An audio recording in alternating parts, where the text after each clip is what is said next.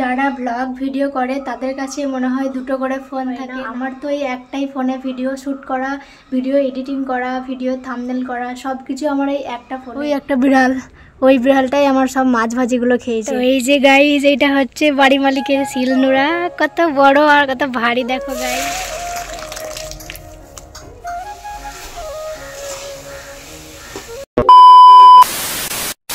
আসসালামু আলাইকুম এভরিওয়ান, কেমন আছো সবাই? আশা করছি সবাই ভালো আছো। আমি আলহামদুলিল্লাহ অনেকটা ভালো আছি। তো আজকে আবারও একটা রমজানের ব্লগ নিয়ে আসলাম। এখন বাজে হচ্ছে পুরো 4টে, আর আজকে হচ্ছে রমজান মাসের 18 নম্বর রোজা। তো এখন বাজে হচ্ছে ভোর 4টে, এই মাত্রই ঘুম থেকে উঠলাম, পুরো 4টে বাজে। তো সেহরির টাইমও হয়ে গেছে, তো চলো আগে সেহরিটা করে নিই, তারপর আবার কথা হচ্ছে। তো আজকে সেহরিতে আমি ভাতই খেয়েছিলাম, আর তরকারি হচ্ছে এই করলা দিয়ে আলু চচ্চড়ি, ডাল, আর এই মাছটা হচ্ছে আয়লা মাছ। এটা তোমাদের দাদাভাই কাল রাতে এনেছিল, তো ওটাই রান্না করেছিলাম।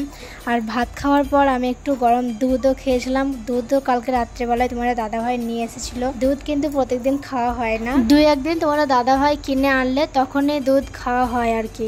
সেহরিতে দুধ খেলে না শরীরে একটু বেশি এনার্জি ফিল করি। তোমরাও কি সেহরিতে দুধ খাও? আমাকে কমেন্ট করে জানাবে। তো গাইস, এইমাত্র উপরে এলাম সেহরি খেয়ে উজু করে। এখন বাজে হচ্ছে প্রায় 5:30টার উপর হয়ে গেছে, মানে ফজরের আজানও দিয়ে দিয়েছে। খেতে খেতে সেহরি খাওয়া কমপ্লিট হলো, আর সেই মুহূর্তে আজানও দিয়ে দিয়েছিল। তো এখন উপরে আসলাম উজু করে, ফজরের নামাজটা পড়বো, তারপরে একটু রেস্ট করবো মানে ঘুমাবো, ঘুম পাচ্ছে প্রচণ্ড। তো আগে নামাজটা পড়ে নিই, তারপরে সেই ঘুম থেকে উঠে আবার সকালে কথা হবে।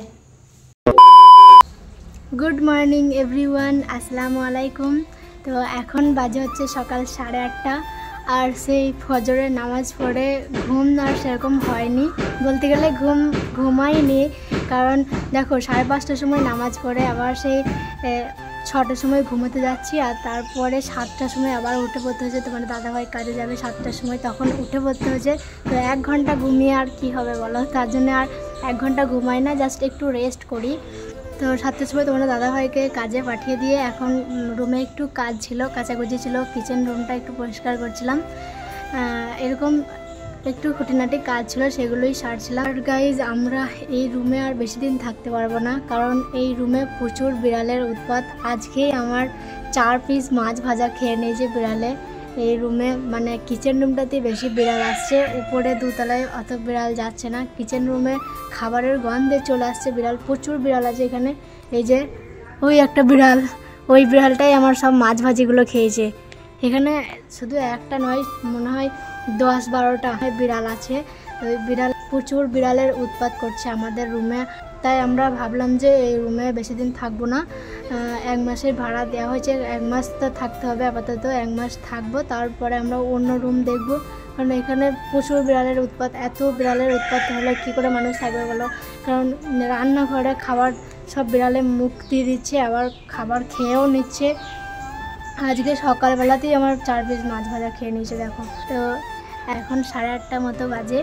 এখন আর সেরকম কাজ বলতে, এখন ওপরে যাব, ওপরে গিয়ে ঘরগুলো ঝাড় দেবো, মুছবো, এরকম একটু কাজ আছে। তারপরে আমার একটা ভিডিও এডিটিং করার কাজ আছে, সেটাও করব। তারপরে 12টার সময় গোসল করে নেবো। তো চলো একবারে 12টার সময় গোসল করেই দেখা হচ্ছে।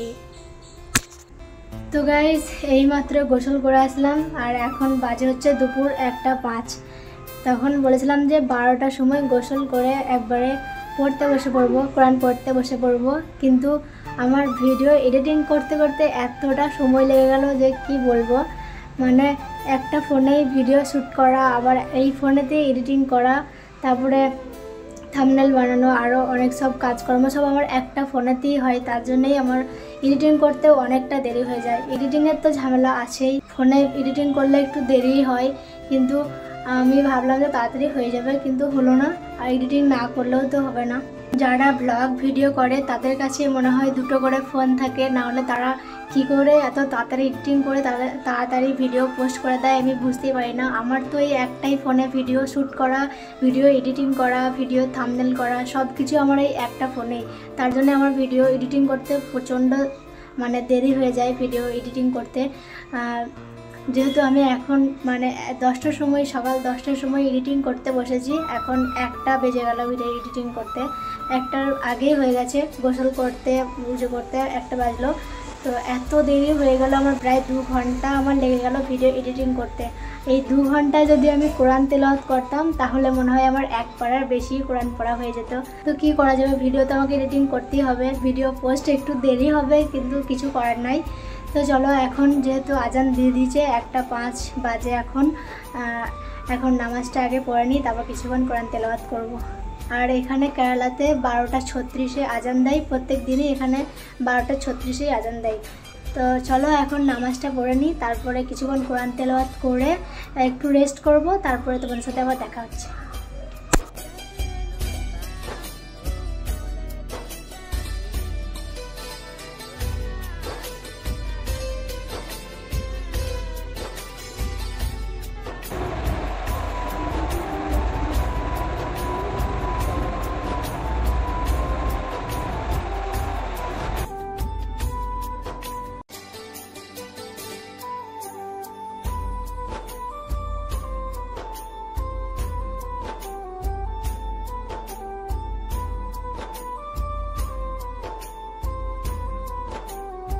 তো গাইজ এইমাত্র পড়ে উঠলাম, নামাজ পড়ে কোরআন শরীফ পড়ে উঠলাম। আর আজকে প্রচুর রোদ, এত পরিমাণে রোদ পড়েছে গাইজ, এত রোদ গরম, এত ঝলাস আসছে কি বলবো। তো এখনও কিন্তু আসরের টাইম হয়নি, আসরের আজান দিতে একটু দেরি আছে, প্রায় এখনও 1 ঘন্টা মতো দেরি আছে। তাই এখন একটু রেস্ট করব, তারপরে উঠে রান্না বান্না চাপাবো। তো এই যে এইমাত্র নামাজ পড়ে উঠলাম, এখন নিচে যাব, রান্না বান্না করব। সকালবেলা রান্না বান্না করিনি, বিকেলবেলা রান্না বান্না করবো বলে। তো এখন এইমাত্র আসলে নামাজ পড়ে উঠলাম। তো চলো এখন নিচে যাই, রান্না বান্না করি, তারপরে ইফতারও রেডি করতে হবে। আর আজকে রান্না সম্ভবত পোস্ত দিয়ে ভাজি করব। পোস্ত রান্না করতে গেলে তো পোস্ত বাটার জন্য আমাদের কাছে মিক্সচার মেশিনও নেই আর শিলনোড়াও নেই। তো তার জন্য আমিও আজকে পোস্ত রান্না করবো, আর বুবু আজকে পোস্ত রান্না করবে। তাই দুজনে আজকে বাড়ি মালিকের কাছে যাব, ওনাদের ঘরে শিলনোড়া আছে, তাই ওনাদের শিলনোড়াতে আমরা পোস্তটা বাটতে যাব। চলো তোমরাও দেখতে থাকো ওনাদের শিলনোড়া। এর আগেও আমরা একবার গেছিলাম পোস্ত বাটতে, তো আজকেও যাব, আর তোমাদের সাথেও ওই বাড়ি মালিকের শিলনোড়াটা শেয়ার করব। তো চলো তোমরা দেখতে থাকো।